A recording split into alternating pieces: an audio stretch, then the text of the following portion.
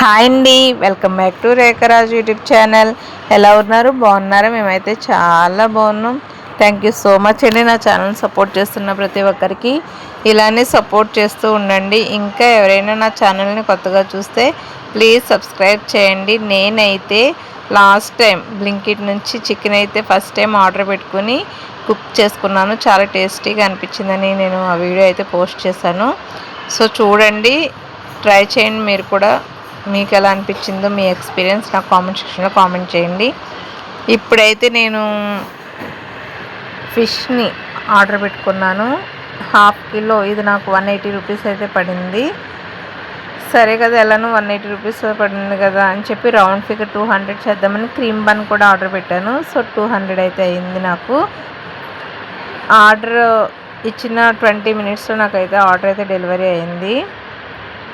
నేను ఇది ఇన్స్టామార్ట్ నుంచి తీసుకున్న. బ్లింకిట్లో అయితే ఫిష్ లేదండి, చికెన్ అయితే ఉంది. ఇన్స్టామార్ట్లో ఫిష్ ఉంది, మటన్ ఉంది, చికెన్ ఉంది, ఇంకా డ్రై ఫిష్ కూడా ఉన్నాయి.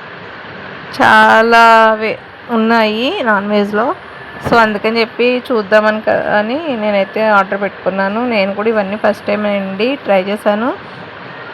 సో ఇంక నేను అది కట్ చేసుకుని వాష్ చేయడానికి అయితే అన్నీ ప్రిపేర్ చేసుకుంటున్నా. ఫిష్ ఎప్పుడు వాష్ చేసుకుంటేనే చాలా నీట్గా ఉంటుంది.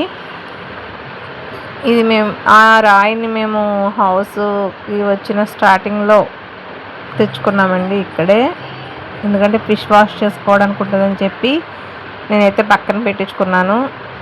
ఫిష్ అట్లా తోముకుంటేనే చాలా టేస్టీగా ఉంటుందండి. ఎందుకంటే నాచు అవన్నీ జిగురుగా ఉంటుంది కదా. కానీ ఈ ఫిష్ అయితే చాలా నీట్గా ఉంది.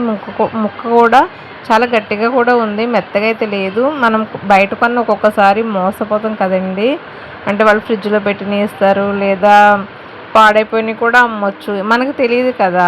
అంటే ఫిష్లో కొనడంలో ఎక్స్పీరియన్స్ ఉన్న వాళ్ళకైతే తెలుస్తుంది, కానీ మనలాంటి ఫ్రెష్ స్మెల్తే తెలియదు కదండి. సో నాకైతే చాలా బాగా అనిపించింది. పీస్ గట్టిగా ఉంది, స్మెల్ లేదు, జిగురు లేదు. సో నేనైతే నీట్గా వాష్ చేసుకున్నాను. వాష్ చేసుకున్నాక నాకు పిక్చర్లో 12 పీసెస్ కనిపించినాయి. ఓకే, 12 పీసెస్ వస్తాయేమో అనుకున్నాను. కాకపోతే నాకు 8 పీసెస్ వచ్చాయి.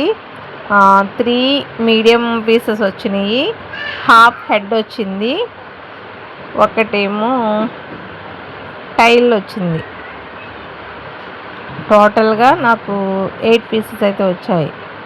చూస్తున్నారు కానీ పీసెస్ కూడా నేను కొంచెం గట్టిగా తోమడం వల్ల కొంచెం నలిగింది, కానీ పీస్ అయితే చాలా గట్టిగా ఉంది. ఇంకా కర్రీ విషయానికి వస్తే నేనైతే కర్రీ ఎలా కుక్ చేసుకున్నానంటే 4 పీసెస్ ఏమో కర్రీ పెట్టుకున్నాను, ఇంకొక 4 పీసెస్ ఫ్రై తీసుకున్నాను. ఎందుకంటే మా సుసన్నకి ఫ్రై అంటే చాలా ఇష్టం. ఫిష్ ఫ్రై కర్రీ కన్నా ఫ్రై ఇష్టంగా తింటుంది. కర్రీ గ్రేవీ వేసుకుంటుంది, ఫిష్ ఫ్రై నంజుకుని తినేస్తుంది తను, అంత ఇష్టం. అందుకని చెప్పి 7 పేచి పెడుతుంది కదా అని ఫిష్ ఫ్రైకి అయితే కొన్ని తీసుకున్నాను. కర్రీకి అయితే 4 పీసెస్ అయితే తీసుకున్నాను. 3 గరిటెల ఆయిల్ అయితే వేసుకున్నాను, 3.5 వేసా. 2 ఆనియన్స్ అయితే తీసుకున్నాను మీడియం సైజ్వి, 1 టమాటో తీసుకున్నాను, 2 చిల్లీస్ అయితే తీసుకున్నా. ఇంకా అవన్నీ నేను ఆయిల్లో అయితే వేసుకుని అవి ఆయిల్లో ఫ్రై అయిపోయాక ఆయిల్ అయితే మనకు పైకి అయితే వస్తుందండి, ఇలా అది చూస్తున్నారు కదా వీడియోలో.